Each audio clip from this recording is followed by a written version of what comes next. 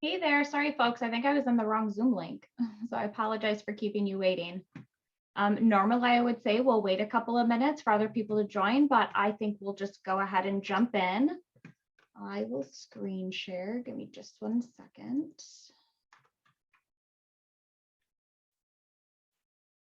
Okay, let's see. Okay, I obviously do not trust Zoom yet, even this far into the pandemic, so can I just get a thumbs up from somebody that they can see my slides? We can see them. Lovely. Thank you. Got it. Thanks very much. Appreciate it. All right. Well, welcome. I'm here to talk to you today about the importance of leveraging public benefits to support adult learners' success and completion. I am Carrie Welton, formerly with the Hope Center for College Community and Justice. I used to be their Director of Policy and Advocacy, and prior to that, I was the policy analyst at the Center for Law and Social Policy for several years, working on all of the income-based, means-tested federal public benefit programs. I'm sorry, give me just 1 second because I want this to be a slideshow view and it's not working. What am I doing wrong here? Oh. Okay, I won't worry about that. So it's really exciting for me to be here today. I myself am a former low income, was a single teen parent.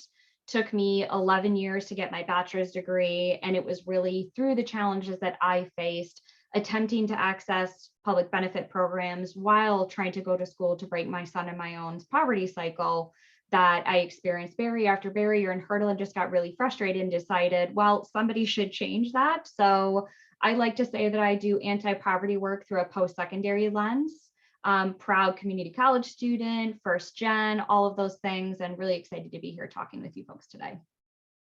So what we're going to talk about today is I like to unpack kind of the ecosystem of what students are facing that we're trying to help today. And I recognize that some of this is preaching to the choir, but I think it really leads well into why is it so important to consider and include public benefits when we're talking about comprehensive supports for students. So we'll do that, and then I'll give you some specific examples of some institutional opportunities. I kind of sped through the last session, so maybe I'll slow down talking through this one, and we ended up having extra time. But I would love to hear if you have ideas, or feel free to share things that are happening at your campuses. And what I would really like to emphasize is there are immediate opportunities that we can think about and talk about that institutions can be doing right away. And then there are some longer term opportunities that are a little bit more intensive. Also, just like to say thank you to Warren, who is managing the chat function for me. And if you have questions, pop in anytime, use the raise a hand feature, use the chat function, come off mic. Really would like to just keep this casual. It's a small enough group to where I think that's completely reasonable. So I'm just going to dig in. So really, when we're thinking about the ecosystem of barriers that adult students are facing, we have this convergence of challenges over the past couple of decades that you obviously are aware of have made post-secondary education much harder for traditionally underrepresented groups, people of color, low income, adult students, parenting, working, first generation, immigrant students, and more, who have significant unmet needs even after financial aid. And this is what I sort of view as the major factors that are contributing to the increased barriers that these students are facing. And we really have to start with stigma and narrative in this country. Our nation has done an amazing job at shaming people for being poor. And we've reduced poverty to an economic condition. And we're going to talk about poverty a little bit more in a couple of minutes to really get some context about what do we mean by poverty in this country? How badly do we underrepresent policy? And how important are these public programs to people who could be potentially eligible because of some of those factors? So we really have to think about that. If you're experiencing a financial challenge, if you are in school trying to break your own family's poverty cycle or trying to upskill and you're facing barriers in doing that, that is actually traumatic. And not being able to support your sufficiently provide for yourself or your children is a really difficult position to be in. And we know that this bootstrap myth has caused immeasurable harm to how we address and remediate policy issues that affect people with low incomes. And when we think about these policy barriers, going to the next stop in the radial, We know that the association between welfare and race has played a major role in attitudes towards the welfare system and in the politics of welfare reform. There's this popular perception that minority racial ethnic groups have dominated welfare roles, and it's historically inaccurate.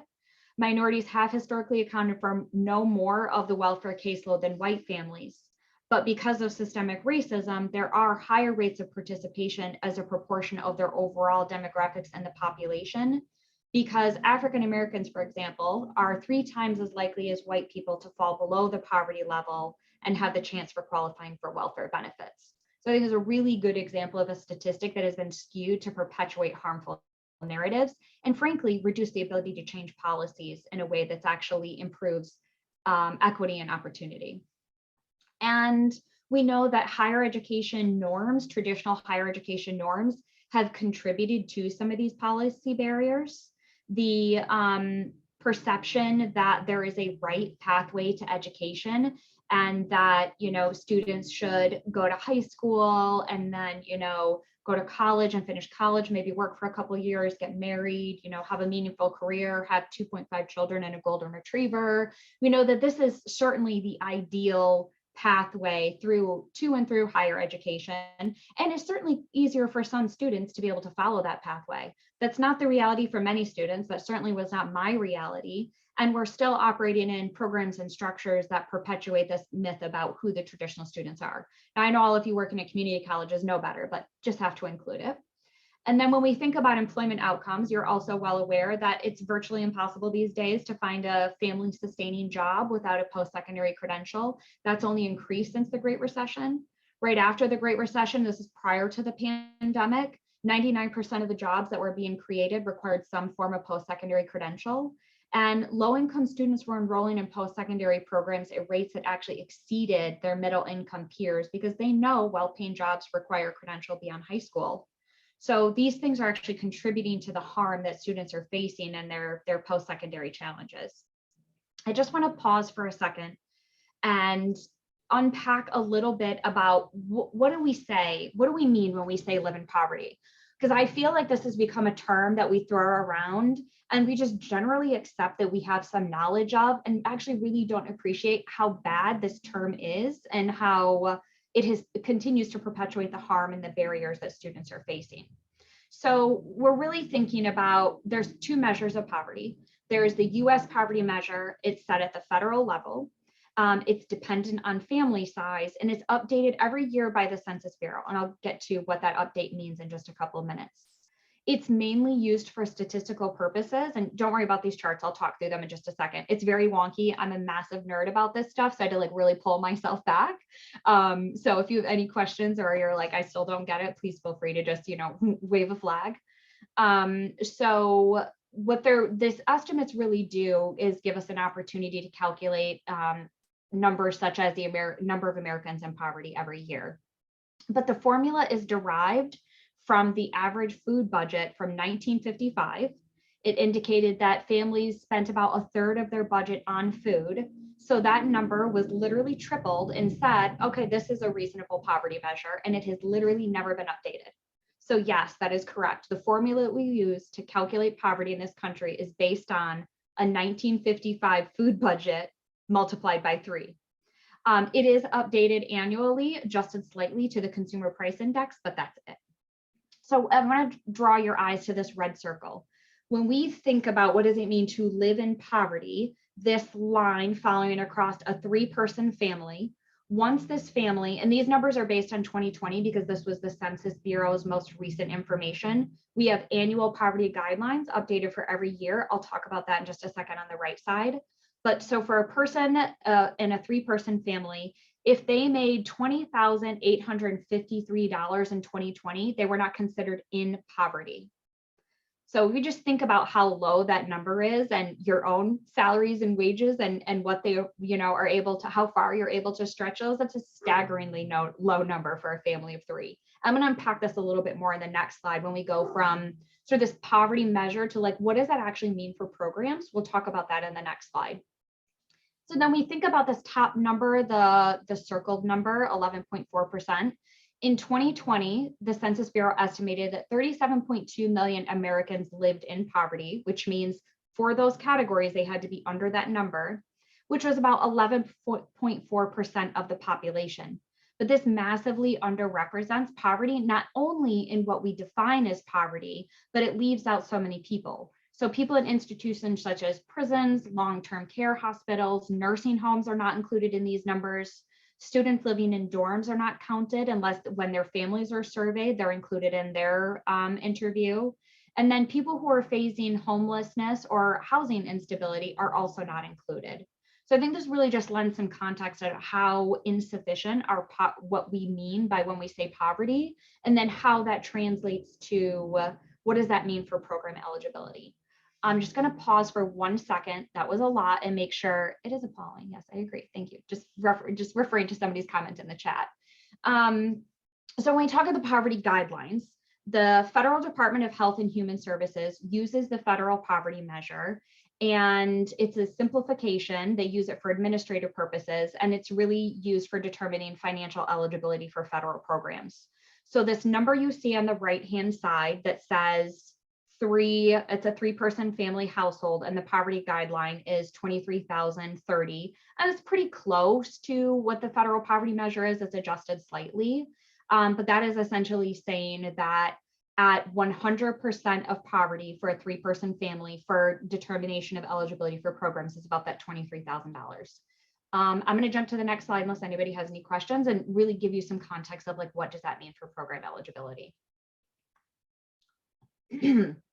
Also just flagging that's for the contiguous United States and DC. There are some adjustments for Alaska and Hawaii, but there are no other cost of living adjustments depending on where you live in the 48 contiguous United States and DC other than in Alaska and Hawaii.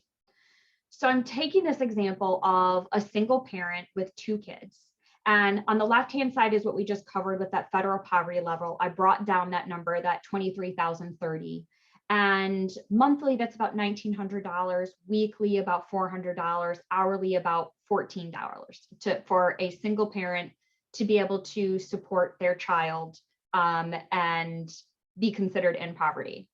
And when we think about what does that mean for eligibility for a program, I use SNAP here because I think SNAP is probably the most broadly applicable program. It's one of the very few programs that does not tie eligibility to having a dependent. In some ways it does, but it's the broadest in terms of not restricting it only to that. So I'm looking at SNAP eligibility, and the federal government sets SNAP eligibility at 130% of the federal poverty level. So that poverty guideline we were talking about uses like scales of percentages of the federal poverty level for program eligibility. For Medicaid, I think it's 133% or 138% of this 23,030 for a 3-person family. So federal SNAP eligibility, 130%. Annually, that's about $29,000. I'm not going to read through all of those. I want to focus on the right-hand side, which is eligibility for SNAP in Colorado, because Colorado is one of the states that takes advantage of a federal policy called categorical eligibility, which allows the state to raise the gross income limit all the way up to 200% of the federal poverty level. And this is a really interesting design because what actually happens while somebody's income is increasing is that their benefit level, their benefit amount goes down. And what this really means is the design of that program better supports families with continued benefits as their income is growing, as opposed to a state where it's set at 130% of the federal poverty level. As soon as somebody crosses that line, they're completely cut off of SNAP. And if the raise is small enough, it could actually leave them worse off than they were before a raise. So this is a really good program design taking advantage of categorical eligibility. I commend Colorado for taking advantage of this policy. It also makes a lot of sense because SNAP benefits are 100% federally funded. So the state contributes to a portion of the cost of administration, but not expanding that policy would literally deny Colorado residents additional SNAP benefits they could be eligible for, and frankly, leave federal dollars on the table. So it really just doesn't make sense for anybody. So in Colorado, this single parent with 2 kids could continue to receive SNAP benefits all the way until their income reaches up to $46,030, which is drastically different, obviously almost double than the 130% of the federal poverty level. Okay, I'm just gonna check the chat box really quick. All right, we're good on time. So one of the other things that's really important to talk about, I know you're here, you're working with adult learners, your summit is about adult learners, but I find it incredibly challenging for anybody who is in a data or a research role to ever talk about disproportionate outcomes for education without really talking about the systemic factors behind this. I mean, we know that family income is a strong indicator of a right, I cannot say this word today, wide range of child outcomes, but the racial wealth gap has limited the transfer of family resources within and across generations, negatively impacting generational mobility. We know that well-documented systemic and individual racism in the forms of employment discrimination, over-policing, mortgage and insurance, and much more have harmed the ability of families of color and to build wealth and own homes and pass on that wealth to their children at the same rate as white families. One of the best examples comes from the 1934 National Housing Act that openly denied backing for home loans to Black families, but helped low-income white families.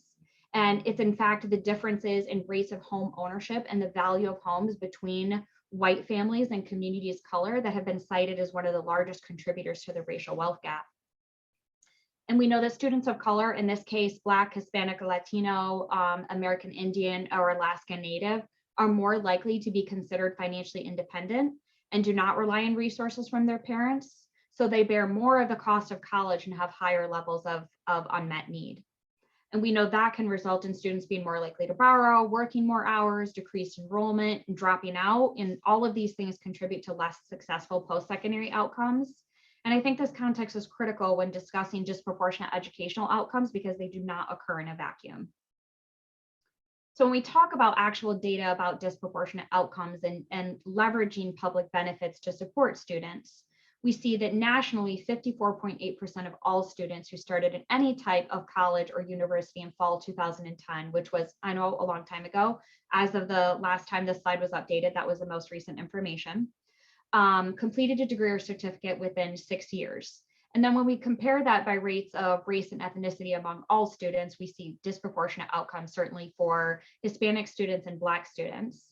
And this changes slightly among adult students. We see that the completion gap shrinks a little bit between racial and ethnic groups as students become older. So this has all been context setting for why it's so important to leverage public benefits to support adult learners and contribute to their post-secondary success. So what do we mean when we say comprehensive supports? And we know that unique challenges that adult learners face, they're facing greater barriers than traditional aid students, and that's across racial and ethnic categories. Adult learners are more likely to be balancing work and family responsibilities, and adult students really need a higher education experience that meets their commitment and supports their ability to stay on track to completion. And what we've learned through this work, and specifically this work is, federal policy advocacy, state policy advocacy, state technical assistance, institutional technical assistance to sort of re-emphasize the need and the benefit of leveraging public benefits to support state and federal investments in higher education. We have found that it reduces unmet financial need, increases financial stability, helps adult students care for their families, decreases debt levels, and really does complement existing funding streams. So all of these pillars on the left-hand side are what we think of when we think of traditional financial aid or traditional, student supports. The public benefits as the fifth pillar are the ones that I'd like to focus on. And actually, since the CARES Act, systemic emergency aid, federal and state emergency aid programs have increasingly become part of this conversation, as opposed to previously, before the pandemic. I think it was definitely much more patchwork and ad hoc, and the scale of emergency aid programs was much smaller. Okay, so when we think of the primary federal public benefits programs, we think of SNAP, which I already mentioned, which is the Supplemental Nutrition Assistance Program, and then SNAP Employment and Training is a subset of the SNAP program. I'll talk about that in just a minute. SNAP is the nation's most successful nutrition assistance program. Students are able to access SNAP, but there are some restrictions. So all students can apply for SNAP. assuming they are income, citizenship, and household eligible. And I can talk a little bit more about that if you would like. And I actually have some other slides that I didn't include in this deck that if you're interested in digging into any specific program and learning more about it, that's certainly information that I have readily accessible. So students enrolled less than half-time are not considered students for SNAP's purposes. They could still be eligible, but they're going to be subject to SNAP's work requirement, which is different. It's basically they are treated just like every other person applying for SNAP. So students who are enrolled at least half-time can access SNAP through a student exemption. I don't know why they call it exemption. It's really circular logic. It's really giving them access to SNAP, not exempting them from it. So I, leave it to federal policymakers to be very clear. So these include things like working 20 hours a week, eligible for work study, having a child under the age of 6. So there's like 11-ish exemptions, and a person only has to say yes to one. So for example, if you have a student and you think they could be eligible for SNAP and you know that they're eligible for work study, they don't also have to work 20 hours a week to get access to SNAP. They may have to because they need to support themselves and their family, but it's not required for SNAP eligibility. You only have to say yes to one exemption. And then when we think about cash assistance, what we traditionally think of as welfare, it's the TANF program, Temporary Assistance for Needy Families. In Colorado, this is your Colorado Works program. And there are some restrictions on student eligibility. The most dominant one is there's a 12-month time limit. Some states, including Colorado, have done some things to ameliorate that limit through, state flexibility. And there are also other restrictions similar to the child care program, like restrictions on degree attainment. Some states limit it to associate's degrees. Some states limit it in their federal public benefit programs to less than that. Sometimes there are restrictions that include, academic achievement. There are a lot of similarities between cash assistance on that second row and the fourth row, the Child Care Development Block Grant. Both TANF and Child Care Development Block Grant are block grants that go to the state, so there's a lot of flexibility in them, but they also share similar restrictions. And when we think about healthcare for students, we most dominantly think about, in terms of federal and state programs, we most dominantly think about Medicaid. There are no actual student restrictions on Medicaid right now. Obviously, many states tried to pass work requirements in Medicaid that was struck down in federal court. Some of those included varying degrees of exemptions for students, but none of those are currently valid. I actually think the Supreme Court's taking that back up this year to revisit that issue. Anyways. So I'm going to jump back down to childcare assistance. We talked a little bit about CCDBG. It's also called the Child Care Development Fund. And then there's the Child Care Access Means Parents in School program. That's through the Department of Education. It's a grant program, a federal grant program. Institutions can apply for it and receive funds to either provide on-campus childcare or to provide vouchers or support for students for off-campus childcare in their community.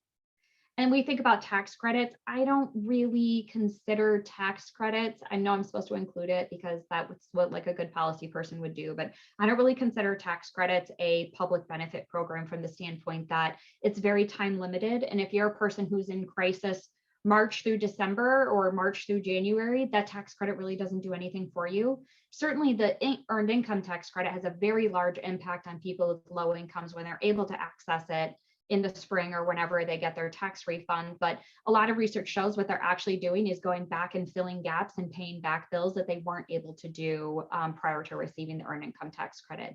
No specific student distinctions in that. There are other educational tax credits that aren't really relevant to this conversation.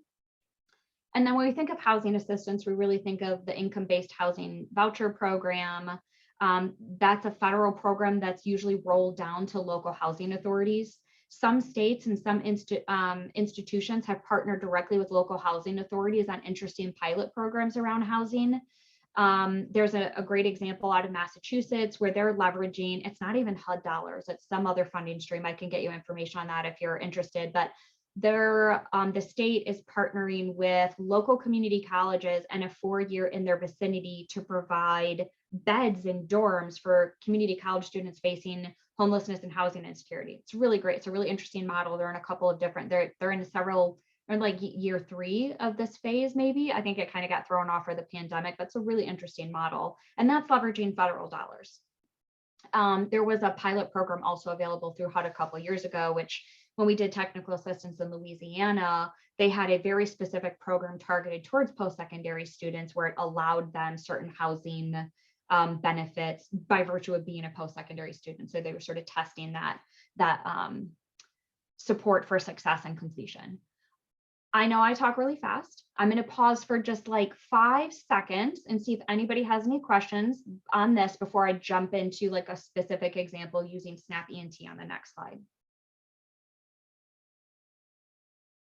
All right, everybody's keeping up. Okay, great. So SNAP ENT is, as I mentioned, the federal SNAP program. Sorry, my slides are not rolling.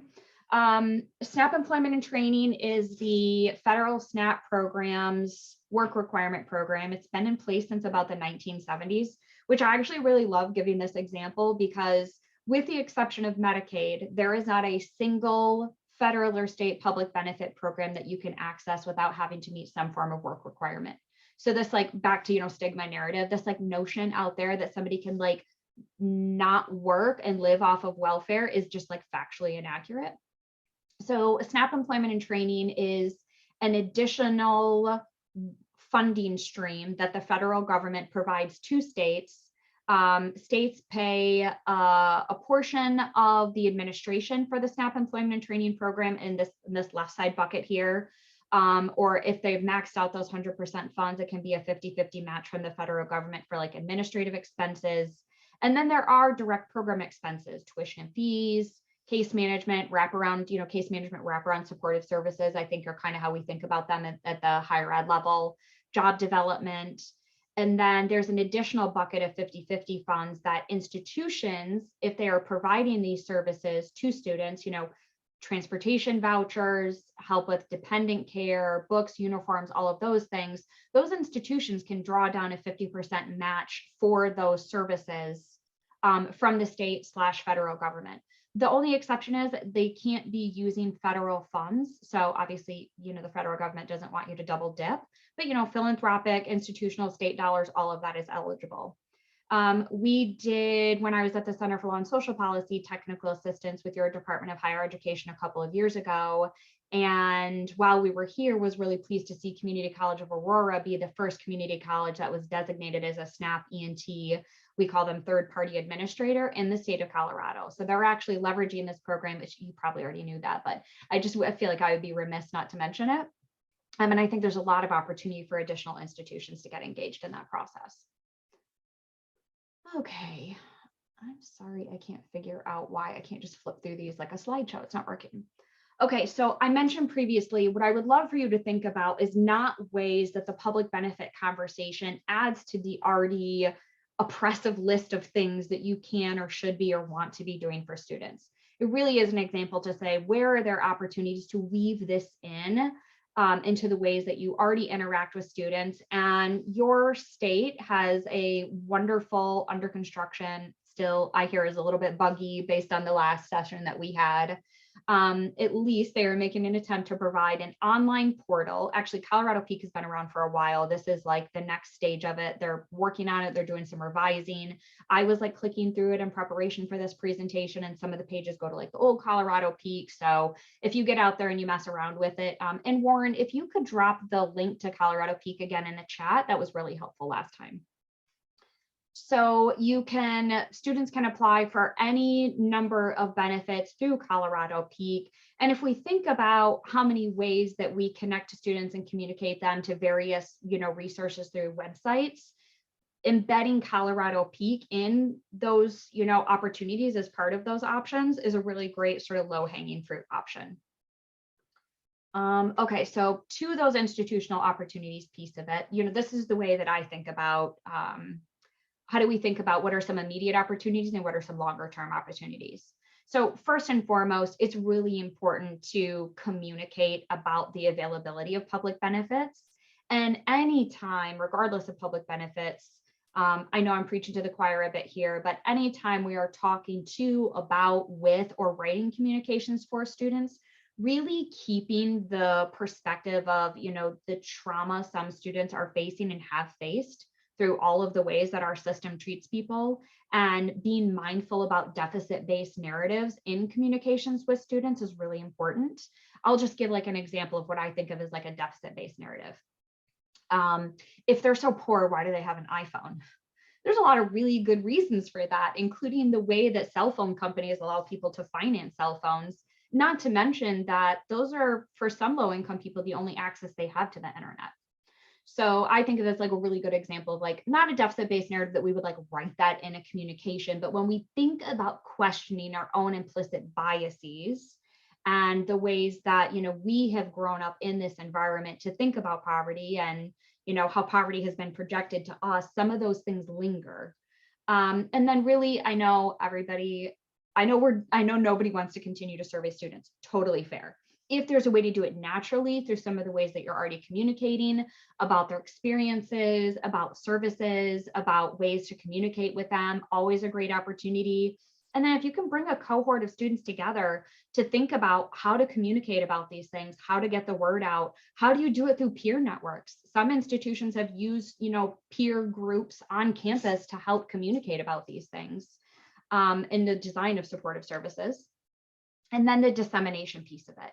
You know, I think about, just as a former college student, all of the ways, so many ways that my institution would communicate with me. You know, there's application, enrollment, financial aid award letters, orientation, career services, like the list goes on, social media, syllabus statements. You know, we think about all of these things. Those are all opportunities to communicate something about public benefits. And somebody made a really good point on the last session that I just want to raise now, is that even when institutions have made efforts to share information about public benefits, they have surveyed students and found out that most students don't apply for them because they're really not aware of them. So I just want to recognize that perception is different than reality, and none of these are a silver bullet, but it is about how are you not missing an opportunity to communicate and leveraging those opportunities. And then really thinking about the collaboration aspect of it. Someone on the prior session had mentioned there was some discussion or partnership going on with the university institutional libraries and community libraries about potential partnerships, given the, you know, programming and supportive services and internet access that, you know, we know that libraries can actually be really great community hubs. So that's a really good example of like a community partnership. When we were in Colorado working a couple of years ago, we were working with an institution in Larimer County, and their local human services agency at one point in time was coming on campus with a social service worker, a benefits, you know, worker, and helping students apply for or troubleshoot their application or help them understand, why did they get a denial? Do they just need to submit something else? Is there something that they can do? You know, as a former welfare recipient, the application process is overwhelming. Certainly there's tons of shame and stigma involved in it, but the packets of information they give you after you apply is like a Tolstoy novel. It's completely overwhelming. So thinking about some of these partnerships, because I don't think it's reasonable to expect institutional employees to know everything about public benefits. I think you need to know just enough to be dangerous. And I think what you really need to know is, even if a student gets a denial, it's always worth applying, even if it's cumbersome, to see if there are benefits that they are potentially eligible for. So partnering with state agencies and then working with other community-based organizations. We worked with an institution in Louisiana, Delgado Community College, I believe. And we know mental health is a huge challenge for lots of people right now, not only just students. But you know, the availability of providers, the affordability of healthcare, even when if a student has Medicaid or a state has Medicaid, most, you know, therapists and healthcare providers, mental health care providers that I'm aware of don't accept Medicaid. Many of them don't even accept private insurance, I'm increasingly finding.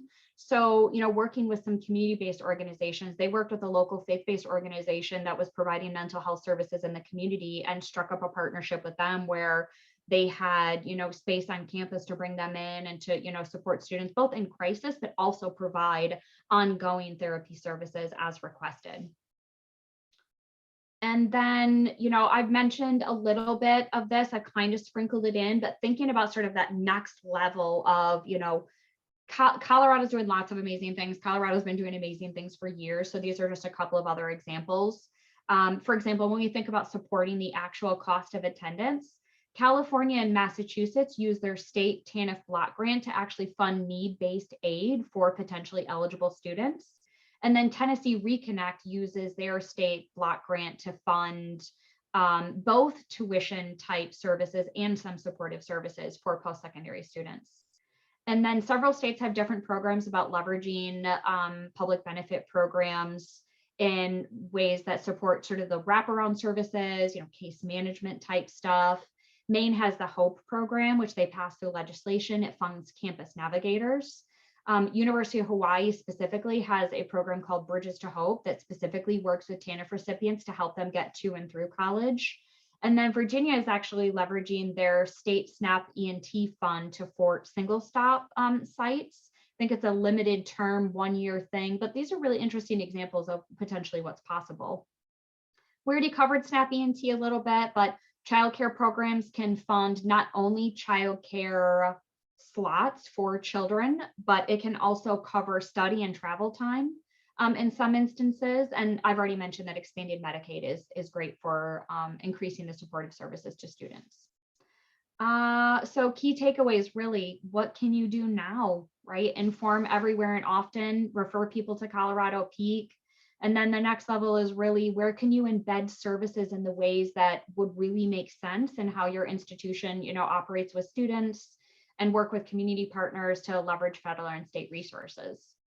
And there is my contact information. If you have any additional questions from me, I really do want to leave some time and open it up to hear about interesting things you're doing on your campuses, any questions you have, sharing best practices, poking holes in this and being like, that's crazy, we would never do that. Like, all things are relevant. Would love to just hear from you guys.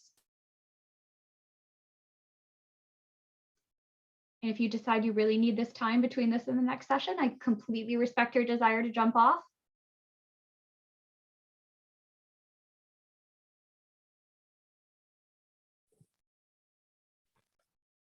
Hi, Carrie. Interested to hear how that process is to become a SNAP provider, like CCA. Yes, so glad you asked that. CCA worked directly with the Department of Human Services. I still have some contact information for them, so I can potentially connect you.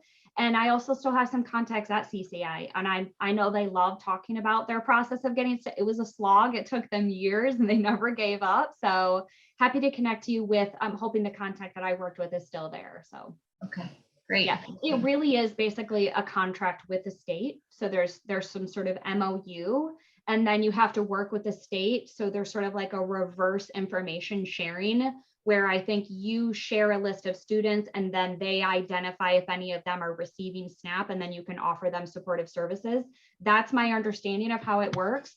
There's different ways states are doing that. So California was piloting like a reverse referral form, where they would essentially say, like, if you're a student who is facing challenges, or if you identify students, like if you're a Pell Grant recipient, right, you should potentially go apply for SNAP. And if you're SNAP eligible, you can come back and we can talk about if we can help you with tuition or books or childcare or transportation. So a couple of different ways to tackle that, but I believe the way Colorado did it was getting a list of students and then cross-referencing that with their SNAP information, because there were data sharing privacy issues. Thanks for your question. If you would like me to connect you with those people, Chelsea, would you mind just shooting me an email and I'll follow up? Yes, I see your email right here. Perfect. I can drop it in the chat. Nope, too. I see it right there. Thank you. Sure thing. Other questions? Comments, suggestions, ways to improve on my presentation? Anything is welcome.